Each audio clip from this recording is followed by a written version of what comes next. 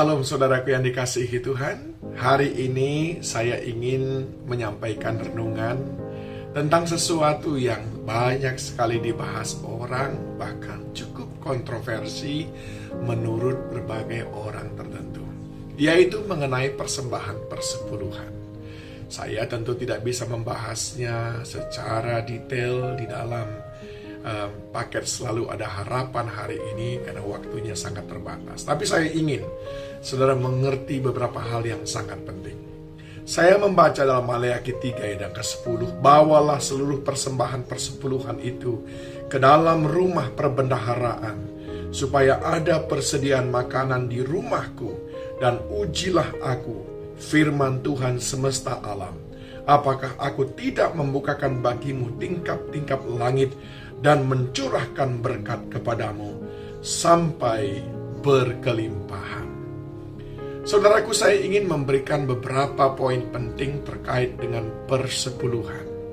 Kebenaran yang pertama adalah persepuluhan itu adalah bagian dari persepuluh dari penghasilan kita, dari pendapatan kita. Dan itu adalah milik Tuhan. Itu sebabnya dia berkata, bawalah seluruh persembahan persepuluhan. Jadi persepuluhan milik Tuhan.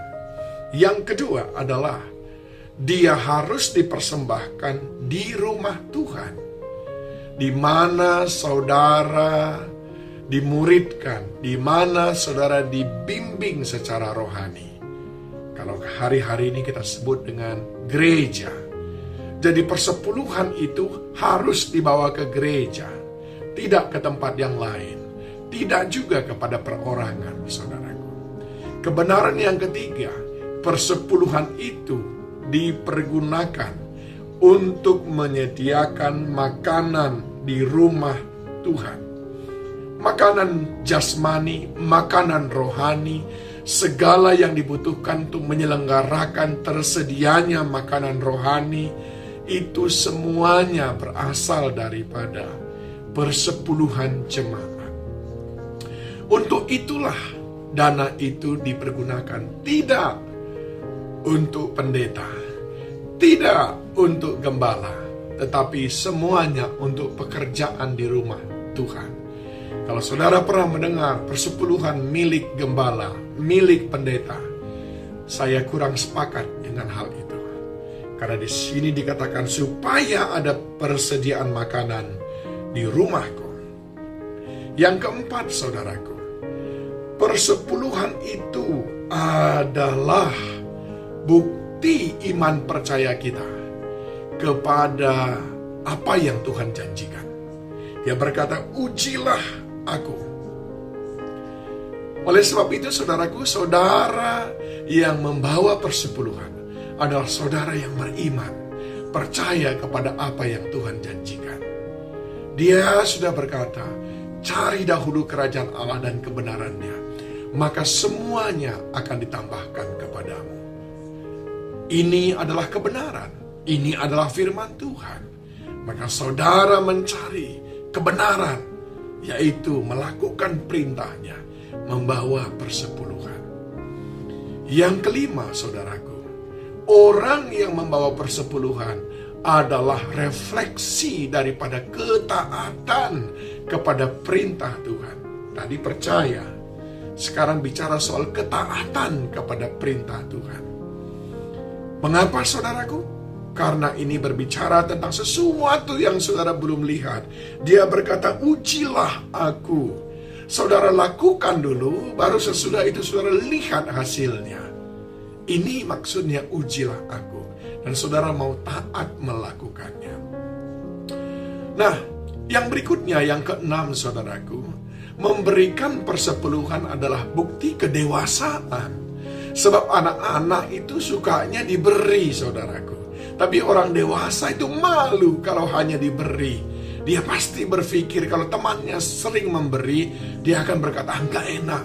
Masa kita saja yang terus diberi, sekarang giliran kita untuk memberi. Jadi memberi itu memang kebiasaan orang dewasa, saudaraku. Jadi membawa persepuluhan itu adalah bukti kedewasaan iman kita kepada Tuhan. Dan yang ketujuh, saya melihat di sini, saudara yang dikasihi Tuhan, persepuluhan itu adalah bagian daripada disiplin rohani kita kepada Tuhan. Orang yang membawa persepuluhan kepada Tuhan, dia sedang berlatih disiplin, teratur. Sebab persepuluhan itu, saudara, tidak hanya bisa berikan sekali, tapi konsisten, terus-menerus, dan terus-menerus.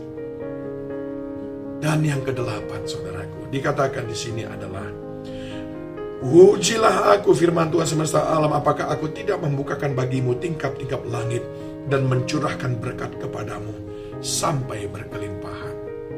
Yang kedelapan, orang yang membawa persepuluhan adalah orang yang mau menggenapkan firman Tuhan dalam hidupnya. Mengapa demikian? Dalam Yohanes 10 ayat 10 bagian B dikatakan, aku datang untuk memberikan hidup yang berkelimpahan. Nah, jangan hanya Tuhan yang mau bahwa saudara dan saya mengalami hidup berkelimpahan, tapi kita pun mestinya didorong oleh kemauan yang besar supaya mengalami hidup yang berkelimpahan. Dan Tuhan ajarkan kepada kita salah satu caranya, yaitu taat dalam memberikan persepuluhan. Kiranya firman Tuhan ini boleh memberkati hidup saudara dan mengubah cara pikir kita tentang persepuluhan, sehingga mendorong kita untuk melakukannya. Tuhan Yesus memberkati.